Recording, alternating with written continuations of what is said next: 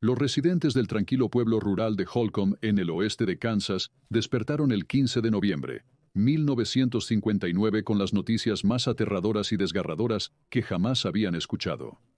4 miembros de la familia Clutter, sus vecinos, habían sido brutalmente asesinados en un ataque aleatorio y completamente injustificado. Aunque pronto se encontraría a 2 hombres responsables del horrendo crimen, el pueblo de Holcomb nunca volvería a ser el mismo.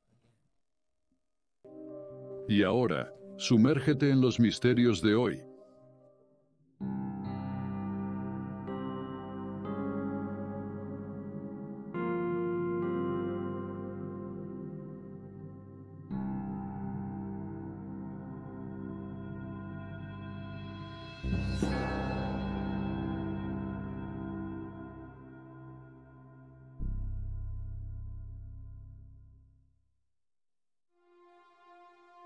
Richard Hickok nació el 6 de junio, 1931 en Kansas City, Kansas, aunque su familia se trasladó a la ciudad de Edgerton en 1947.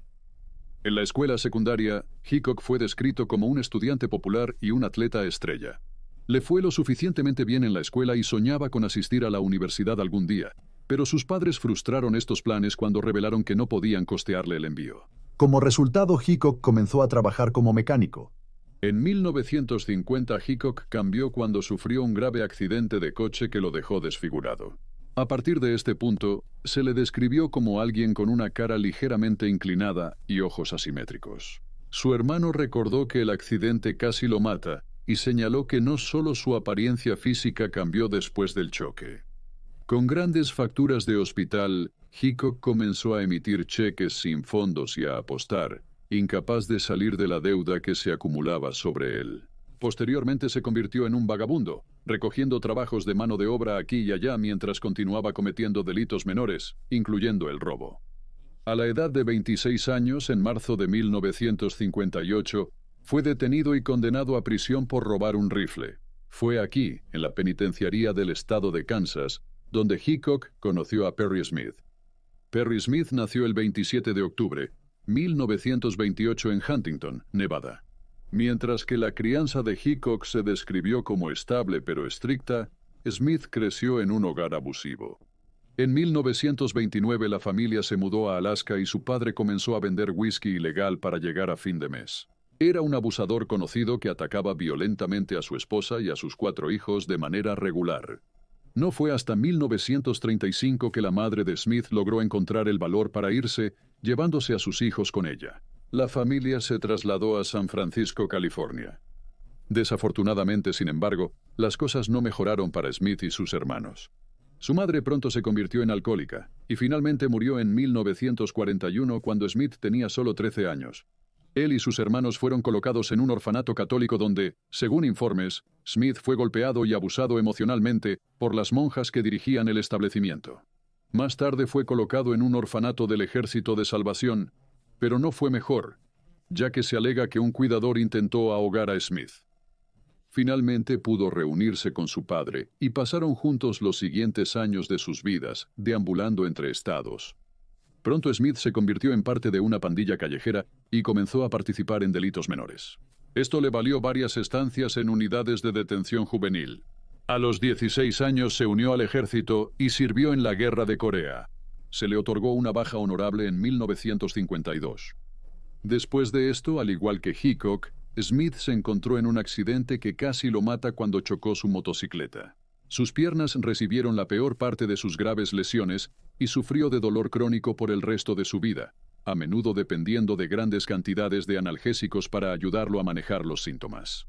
En 1956, fue condenado a 5 a 10 años de prisión por robo y huida ilegal para evitar la persecución después de cometer un robo en Phillipsburg y escapar de la cárcel.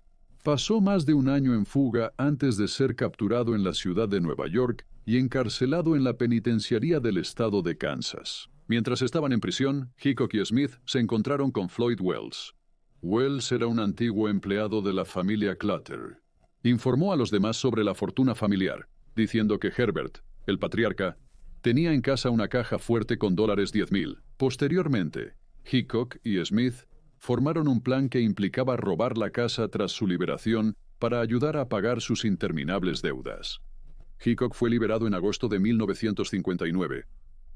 Al principio, intentó vivir su vida por el camino recto y estrecho. Consiguió un trabajo como mecánico y aseguró un alojamiento local, pero no pasó mucho tiempo antes de que se pusiera en contacto con Smith, quien había sido liberado en junio de ese año. Hickok escribió una carta al ex recluso pidiéndole que violara su libertad condicional al venir a Kansas y ayudarlo a cometer el robo que habían planeado en prisión. Aunque Smith sí regresó a Kansas, se informa que lo hizo con la intención de encontrarse con otro ex recluso con quien había estado especialmente cercano en prisión. Resultó, sin embargo, que este recluso ya había abandonado el estado para cuando Smith llegó. En la noche del 14 de noviembre, 1959, los dos hombres condujeron más de 643.7 kilómetros hasta el pueblo rural de Holcomb, donde vivía la familia Clutter. En el momento de los ataques, Herbert Clutter tenía 48 años. Cuando era joven, había asistido a la Universidad Estatal de Kansas, especializándose en agricultura, y en 1959 era visto como un pilar de la comunidad. Había dirigido el comité de construcción para la recién construida primera iglesia metodista en la cercana Ciudad Jardín. Era el presidente del Consejo de la Cooperativa de Equidad de Intercambio de Ciudad Jardín, y una vez había sido miembro de la Junta de Crédito Agrícola Federal. Era ampliamente reconocido por los locales y visto como un hombre fuerte y generoso que siempre hacía tiempo para los miembros de su comunidad. Herbert conoció a su esposa Bonnie cuando estaba en la universidad. Ella era la hermana de un compañero de clase y era 3 años menor que él. Con los años, Bonnie ha sido falsamente retratada como una mujer sofocada bajo el peso de la depresión, habiendo quedado con varias dolencias físicas después del nacimiento de sus 4 hijos. No obstante, los sobrevivientes de la familia Clutter indican que Bonnie no estaba ni enferma ni infeliz. Al igual que su esposo, ella era un miembro importante de la comunidad, involucrada con el club de jardinería local y una asistente regular a la iglesia. A menudo se la encontraba ayudando a planificar eventos locales y disfrutaba dedicando su tiempo a los demás. Aunque sí sufrió algunos problemas de dolor leve, no fueron ni de cerca tan graves como algunas fuentes hicieron parecer, la más notable de las cuales fue el libro de 1966, A Sangre Fría, que documentó los asesinatos de la familia Clutter. Aunque el libro tuvo mucho éxito y se considera una obra pionera en el género de crimen real, ha sido fuertemente criticado por su enfoque en los asesinos y la brutalidad de sus crímenes en lugar de las víctimas. La familia Clutter en particular no quedó impresionada con la representación de sus parientes. A lo largo de su matrimonio, Bonnie y Herbert tuvieron 4 hijos. Ivana, la mayor, estaba casada y vivía en Illinois con un bebé de 9 meses durante el ataque de 1959. La segunda mayor, Beverly, estaba en Kansas City, estudiando para convertirse en enfermera. Estaba comprometida y se esperaba que se casara el año siguiente. Los 2 últimos hijos, Nancy de 16 años y Kenyon de 15 años, el único hijo de la pareja, todavía asistían a la escuela secundaria y residían con sus padres. Nancy fue descrita como una estudiante fantástica y miembro de la banda de la escuela en la que tocaba el clarinete. Extrovertida y popular, asistía regularmente a la iglesia y tenía varios pasatiempos, incluyendo montar a caballo, hornear y coser. Mientras tanto, Kenyon fue descrito como tranquilo e introvertido y disfrutaba de la casa, la carpintería y la ingeniería mecánica. Hickok y Smith llegaron a la residencia de la familia Clutter en las primeras horas del 15 de noviembre, entrando a la propiedad a través de una puerta sin cerrar mientras la familia dormía. Dentro, los 2 hombres despertaron a los residentes y obligaron a Bonnie, Nancy y Kenyon a entrar en un baño antes de llevar a Herbert a la planta baja, donde comenzaron a buscar la caja fuerte. Sin embargo, no pudieron localizarla. Frustrados por cómo iban las cosas, Hickok y Smith volvieron al baño de arriba y comenzaron a sacar a los otros miembros de la familia. Las manos de Bonnie estaban atadas frente a ella y sus tobillos estaban amarrados. La amordazaron y la pusieron en la cama del cuarto de huéspedes en la planta baja. Nancy también estaba atada, aunque con las manos detrás de ella. Las fuentes difieren en cuanto a si estaba amordazada o no.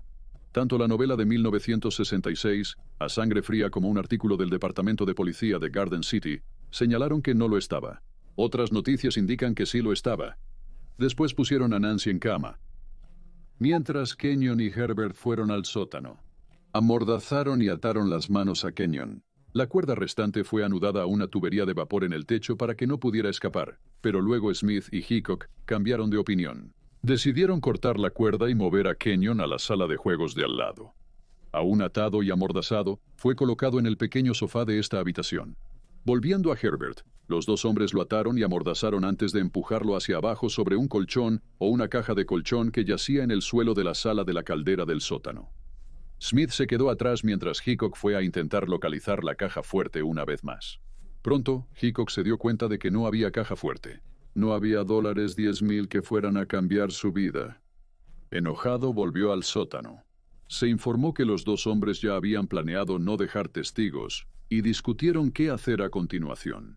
Sin embargo, antes de llegar a un acuerdo, Smith le cortó la garganta a Herbert antes de dispararle en la cabeza.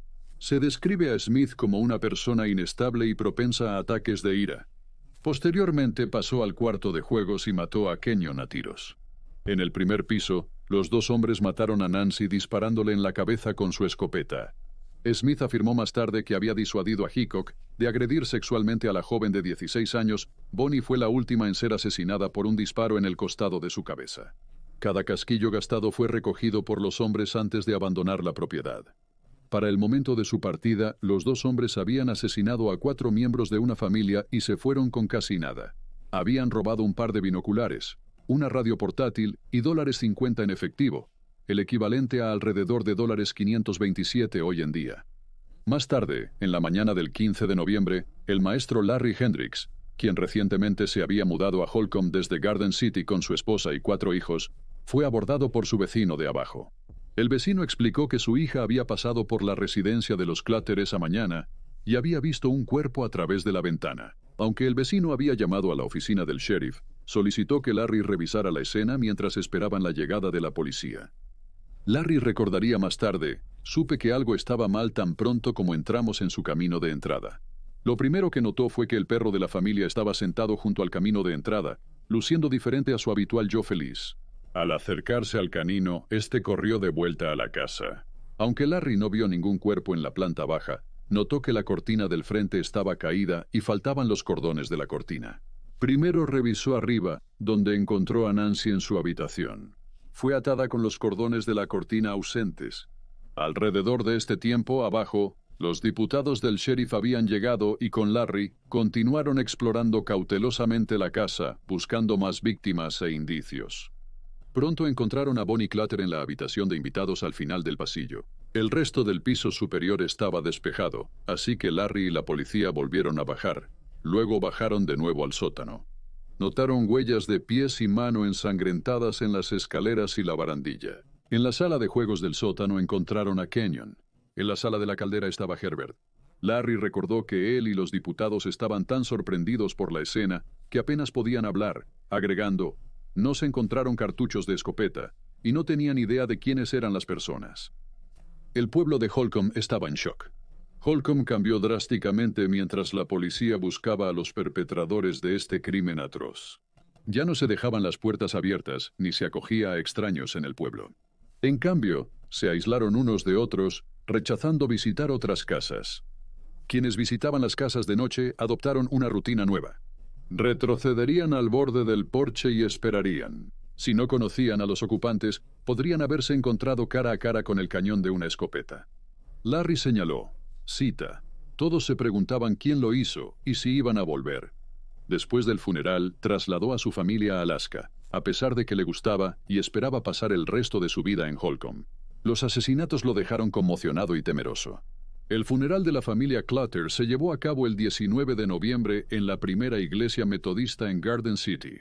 Alrededor de 1,000 personas asistieron, y muchas de estas personas continuaron para asistir al entierro en el cementerio Valley View.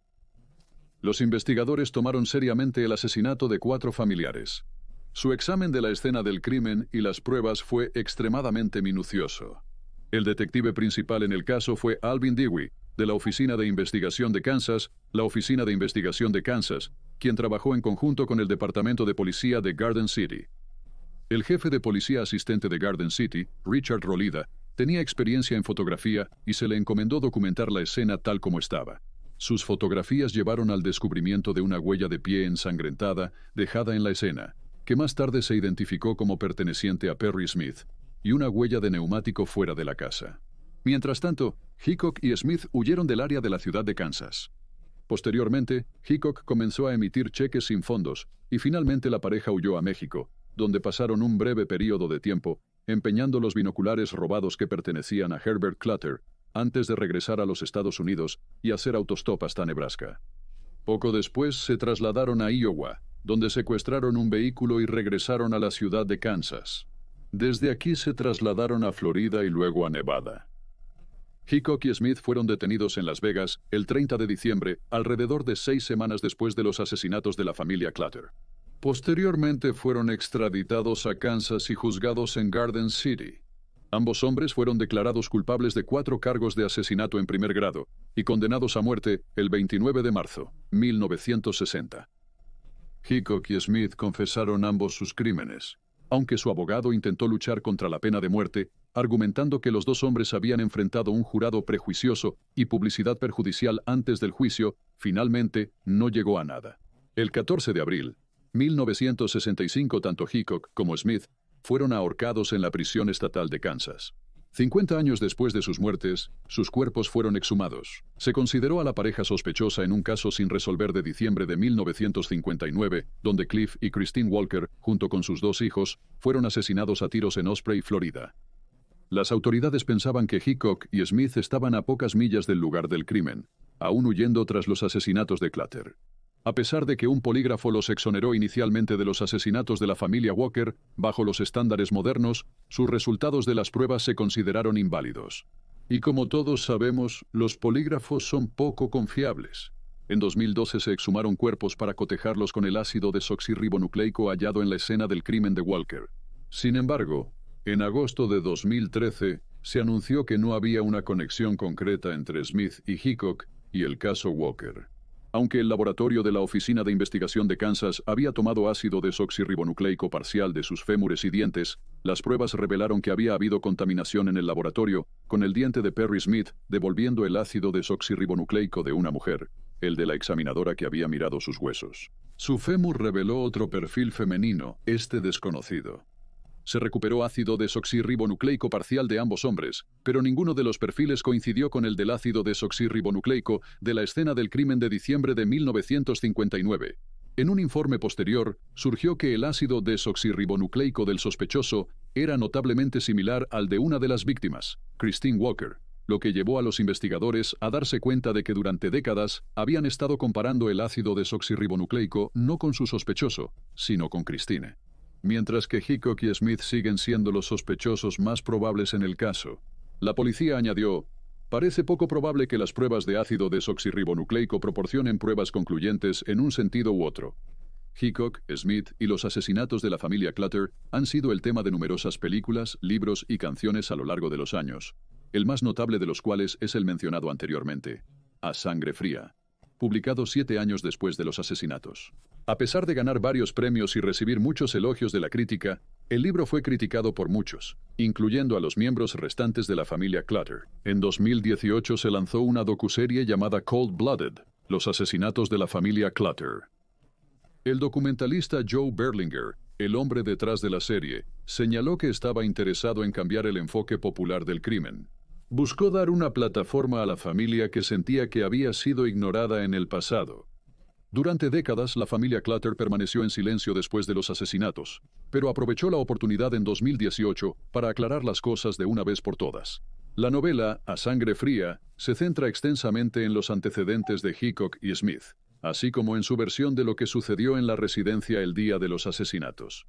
A menudo se destaca que los dos hombres entran en detalles macabros sobre los asesinatos. Además, el autor nunca contactó a la familia Clutter tras expresar sus preocupaciones. Según informes, dejó de interactuar con ellos una vez que se publicó su libro.